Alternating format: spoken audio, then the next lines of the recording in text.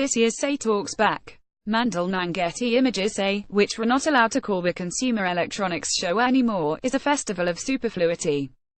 Its halls are decked with useless crap no human needs and most don't even want.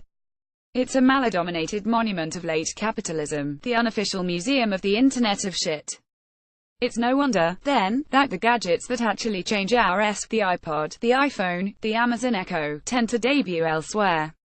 Apple skips the conference altogether. And many of those that conquer Say go on to flop with consumers, if they're released at all. Still, the conference, which takes place this week in Las Vegas, is not without value, which is why it continues to draw many of the world's largest companies, hordes of startups, and some 170,000 visitors each year. Besides being a marketing and networking mecca, it's a chance to take stock of where consumer technology thinks it's headed and how far it's come. In the 1970s, the conference showcased the first VCR. In the 1980s, it heralded the breakthroughs of gaming consoles and CDs. In the 1990s, everyone was trying to figure out what came next after the PC. The 2000s brought high-definition screens and some of the first smartphones. Lately Say has evolved beyond consumer electronics, hence the name change, becoming a legitimately influential car show as well as a proving ground for the latest attempts at robots and drones, virtual and augmented reality, wearables, and all manner of internet-connected craft. The big chip makers their annual keynotes whose focus is often a bellwether for what's to come, and this year at least one of them will have a lot to answer for. In other words, while many of the biggest companies and products in the technology industry may skirt Say, the biggest trends rarely do. So what is it this year? The self-driving cars and the connected toothbrushes will still be there, the former being of greater interest than the latter. More software companies are also making the trip these days. The dating app Tinder will tout new features. But Say 2018 will likely be remembered as the year that all of our gadgets started talking to us, for better or worse. We've seen the voice age coming for some time now. This year, consumer technology is embracing it in a big way, maybe too big. Consumer technology is embracing the voice age in a big way, maybe too big. It started last year, when companies began to integrate Amazon's voice-controlled AI assistant, Alexa, into all sorts of products, including a very mockable LG refrigerator with a 29-inch touchscreen. Now that Alexa has conquered Christmas, with a Google Assistant not far behind, the deluge is at hand. Just as every trend-chasing company tripped over itself to connect its appliances to the internet 5 years ago, they're all racing today to integrate voice assistants, with roughly the same regard for consumers' actual needs. Talking to your smart speaker, TV, or even your car is just the beginning. Products at Say 2018 that incorporate voice-powered AIs will include not just refrigerators but alarm clocks, air conditioners, glasses, lights, thermostats, window blinds, and deadbolt locks. Mercifully, not all of these will talk back to you. Bill will be listening, which could make for some amusing mishaps whenever someone says, "Alexa," a little too loudly on the show floor.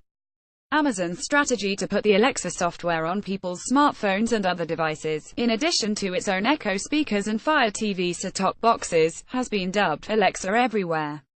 Say will give us a glimpse of what life might be like when that's literally the case. Not only will Alexa inhabit many of the gadgets on display, but it will also be the topic of an absurd number of the conference's panels and sessions.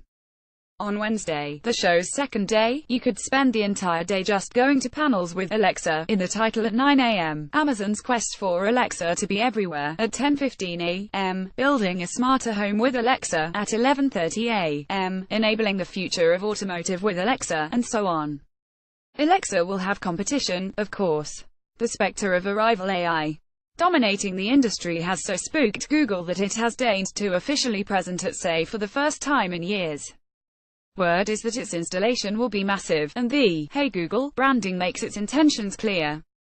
Microsoft's Cortana is also vying for partnerships, as is Samsung's Bixby, bless his little artificial soul.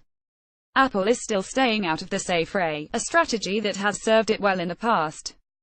But this year, with Siri seemingly losing ground and the HomePod smart speaker delayed, the company may come to regret its absence.